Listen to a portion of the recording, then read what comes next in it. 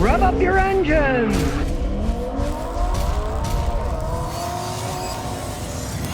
Some of the worst vehicles ever made. I'll talk a little bit about them. You can see if you agree. The first one is the AMC Gremlin. What an ugly pile of crap. It was basically an AMC Hornet with the back chopped off, so it had a tiny trunk. Ugly as could be. Couldn't get out of its own way, and it was in the 70s. That's when they started putting the anti-pollution equipment. So not only did they have underpowered engines, but then they had all this anti-pollution equipment they were trying out put on top that made them even slower than they were in the first place. So AMC Gremlin, probably one of the worst cars ever made. Now the next is the Chevy Vega, especially the early one, 71. It was Chevy's, we're going to make small cars. Well, Americans were never that good at making small cars. And they came up with a brilliant idea of, we're going to have an aluminum engine. Not just any aluminum engine. We're going to have one that still has a cast iron head on the top that weighs a ton. It's going to be bolted onto a cast aluminum block. But we're not going to sleeve it down with stainless steel or cast iron. That costs too much. Just going to spray it and wore off after a few thousand miles, and they burnt oil like crazy. So the Vega, not such a smart idea. The next one is the Hummer H3. The last Hummers they made, which put the end to the Hummer empire.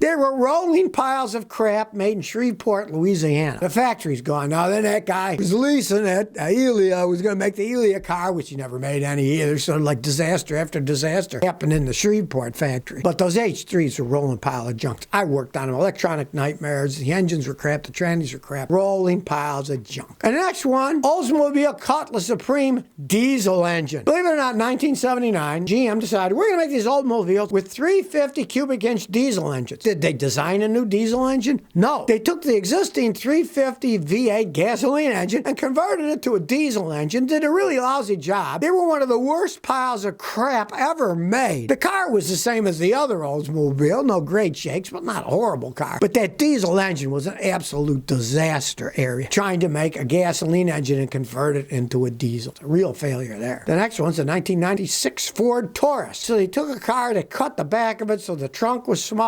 They had transmission problems with them. The early Taurus, the 96, it was a rolling pile of junk. I had customers with them. They really hated the cars. They just were a massive failure. Now, Tauruses went on, and then they stopped making them, then they started making them again, but then they were really redesigned with a lot of Volvo technology. Ford used to own Volvo, so they were a little bit better, but those early ones, 96, they were junkers. And speaking of Fords, the Ford Edsel was one of the worst cars ever made. It was 1958, and Edsel, I guess the grandson of Henry Ford, right? And they decided to name a car after him. Boy, they couldn't have picked a worse car to name after him. Stylish, they're great. They put them on. People didn't even like the style, but the main thing was they fell apart as people started to drive them down the road. They put them out too soon. They didn't test them, and they were absolute piles of junk. Everybody saying, well, there's an Edsel for decades, meaning there's a really crappy car. 1982 Cadillac Cimarron. It was pretty much of a junker too. A cut-down Cadillac. Oh, let's make small, cheap Cadillacs.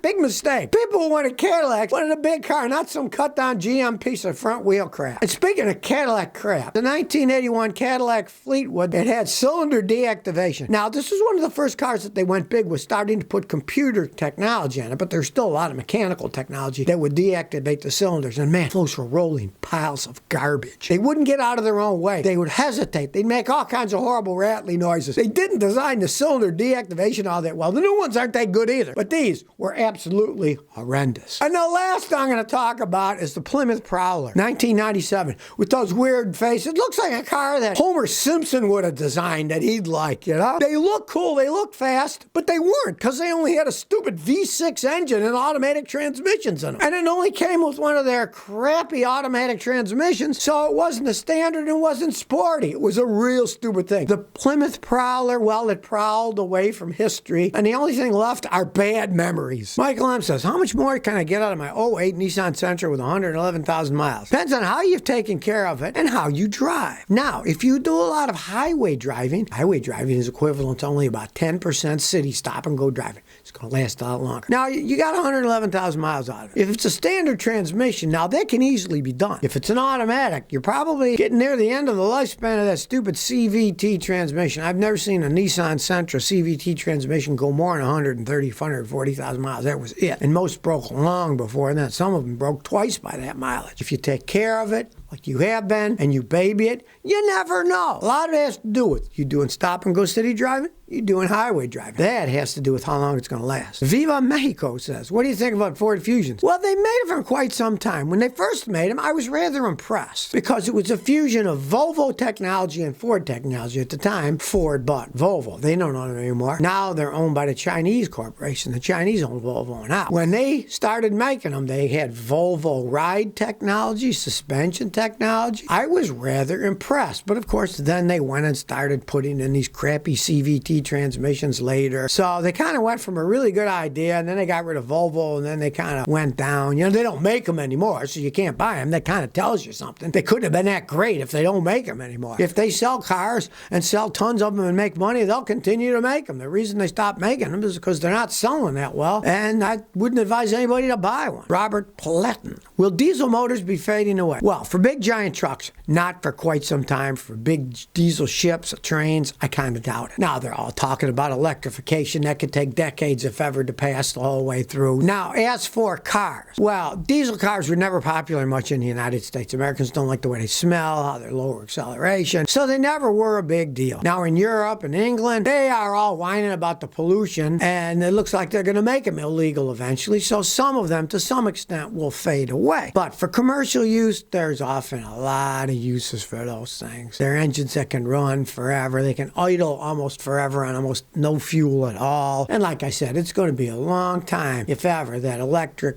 big trucks are going to be taken over, because where are they going to get the batteries from? They're huge. If they carry more weight, the bigger the battery has to weigh, the more money it costs, the longer it takes to charge up. All bad aspects. So there are going to be diesels around for quite some time. Tesla, typical people in Canada and places that are very cold, the heaters in their cars are stopping to work. Old Elon said, oh, it's just a software problem, we'll reprogram them. Well, they did, and guess what? They still don't work. And this is with the ones with heat pumps. Well, it turns out the earlier models didn't use heat pumps, but their heaters are still breaking. So it's showing that it's more of a mechanical failure. And this in itself is showing you that Elon has kind of weird ideas about cars. I just read a whole article about it, and the guy says, and I agree, that Elon saw Tesla as more of a software company, and everything can be fixed with software. That's not the case. Mechanical parts of the car aren't right. You can put all the reprogramming in the world in the computers, and that's not going to fix a physical part that is broken, wasn't designed right, or somehow is not working. It's not a software problem. It's a hardware problem. And that kind of shows, you know. He's an expert at software. About making cars, not so much an expert, really. I mean, you spend all this money for an electric car and the heater doesn't work. And then they say, oh, we'll just reprogram it, no problem. Then you have them supposedly reprogram it and the heater still doesn't work. You know, I've seen this for years back in the day. Chrysler had a lot of automatic transmissions problems. They started the same crap. They couldn't do it over the air. You had to bring the car with Chrysler to the dealer. And they said, we reprogrammed your computer and now your automatic transmission will shift right. Well, they got it back and they still shifted just as crappy. And in a short period of time, a lot of them physically broke and then they had to fix them. You know, this hardware software thing where Elon thinks everything can be fixed by software. No, it can't. Our toilets are hardware, right? Thank God most of us don't have toilets that do things. Although the Japanese have some pretty wild toilets too. But something simple that works. Hey, do you really need to make it really complicated and then it doesn't work? No. You don't. Well, that's what happens when you have a software genius building hardware cars. If it was like Tron and you're on the internet driving your vehicles, fine. There are many hardware problems that have to be fixed and built correctly in the first place, and don't think software is going to fix it like old Elon says it's going to. Brian Kramer says, any chance of a Corolla Cross review soon? You guys, bring them to me.